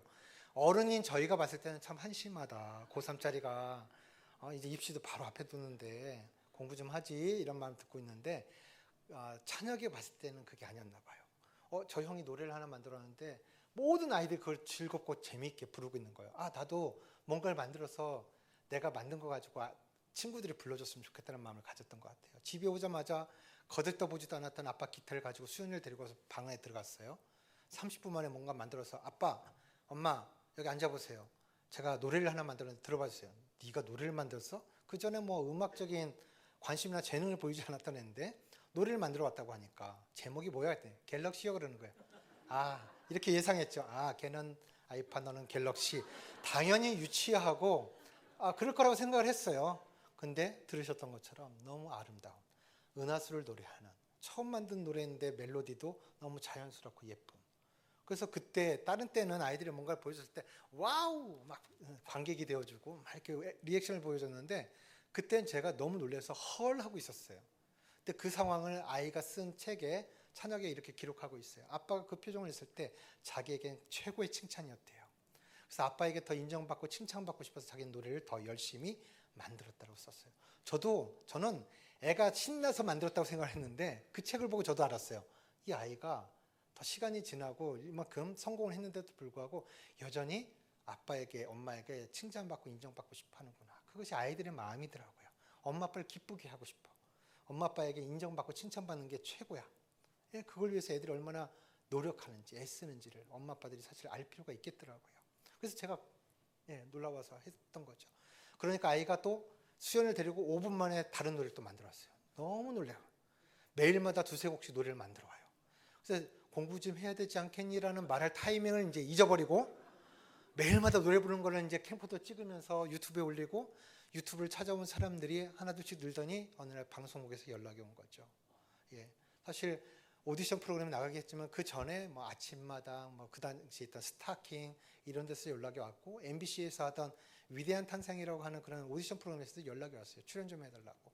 근데 아이들이 관심을 보이지 않다가 이 K-팝 스타 시즌 1을 예전에 봤었는데 자기 또래 아이들이 나와서 하는 거예요. 그러니까 관심을 갖고 우리도 도전해보고 싶어요.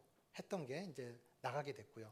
그때 저희가 비자 문제 때문에 한국에 잠깐 나갔을 때인데 나가 있을 때 연락이 와서 아이들이 관심을 보이는 거죠. 저희를 설득하는 거예요. 애들이 엄마 아빠는 우리가 잘한다고 얘기를 해주시는데 전문가들은 어떻게 얘기할지 궁금해요.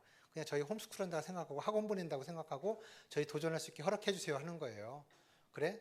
뭐 하다가 뭐 한 1, 2회 하다가 떨어지겠지. 한 달 후에 보자 빠이빠이 하고 지나갔는데 6, 7개월이 지나 결국 우승까지 해버린 거죠. 그 과정이 저희한테는 설명할 수 없는 이해되지 않는 과정들인 거예요. 어떻게 저럴 수 있지? 내가 아는 아이들이라면은 당연히 참 지금 보여주는 재능도 놀라운데 그래도 객관적으로 보면 한 2, 3회 하다가 떨어질 거라 생각했는데 아이들이 우승까지 해버린 거죠. 이게 어떻게 이 일이 가능할까? 또 아이들이 방송을 통해서 보여주는 편곡 또 새로운 곡들을 볼 때마다 저도 계속 놀래요. 극찬이 쏟아지고 또 기억하게 되죠. 저희들이 선택할 수 있었던 거는 뭘 어떻게 해야 될지 몰랐어요. 이 말씀을 받고 단지 지금까지 했던 건 멈추고 그래 하나님 너에게 무엇을 주셨는지 한번 탐색해 보자.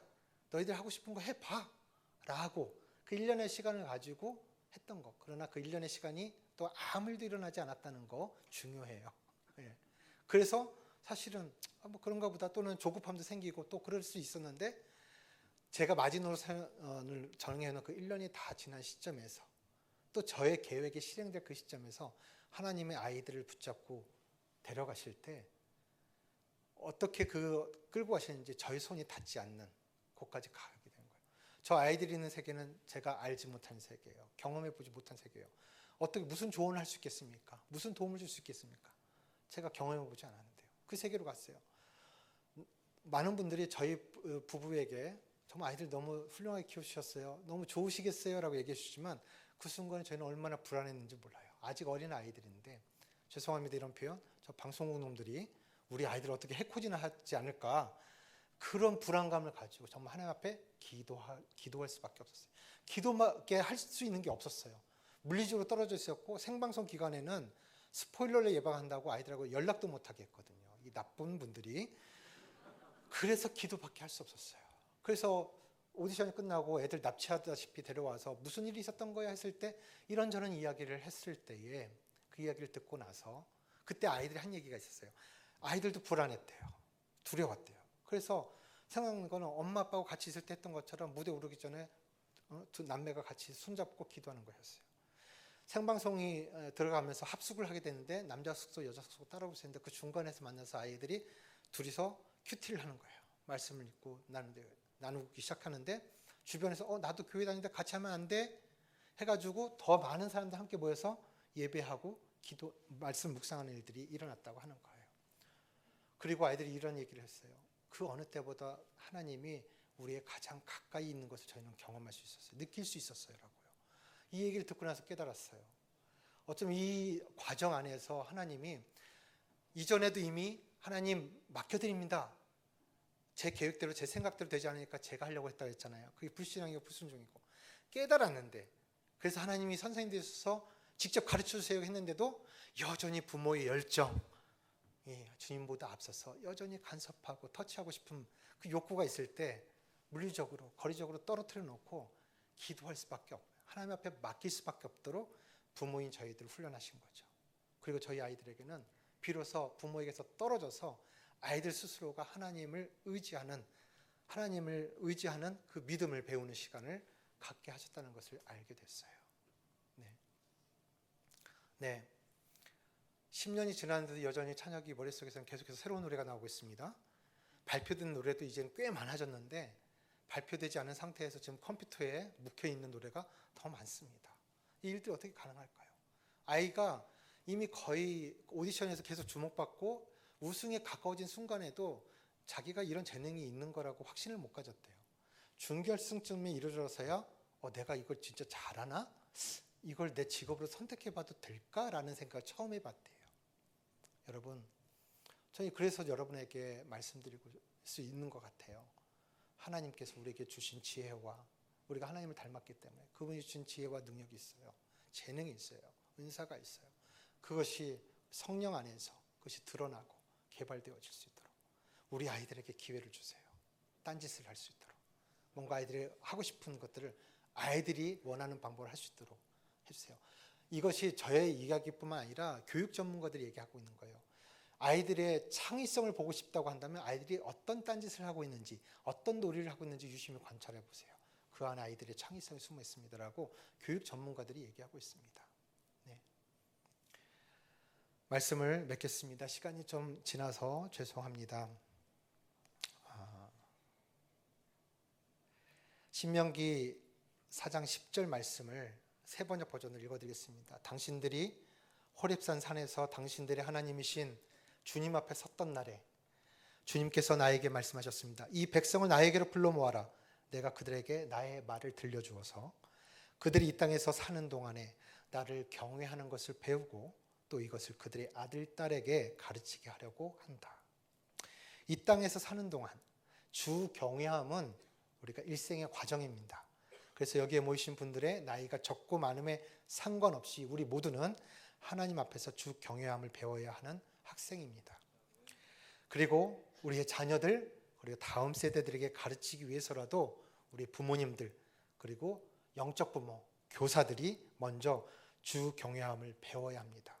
아이들은 부모의 뒷모습을 보며 자란다고 합니다. 다음 세대들은 하나님을 경외하는 신앙을 보여줄 어른, 부모 세대를 고대하고 있습니다. 마지막으로 오늘 본문 말씀을 잠언 14장 26절을 세 번역 버전으로 다시 한번 읽어드리겠습니다. 주님을 경외하면 강한 믿음이 생기고 그 자식들에게도 피난처가 생긴다. 주어가 생략되어 있습니다.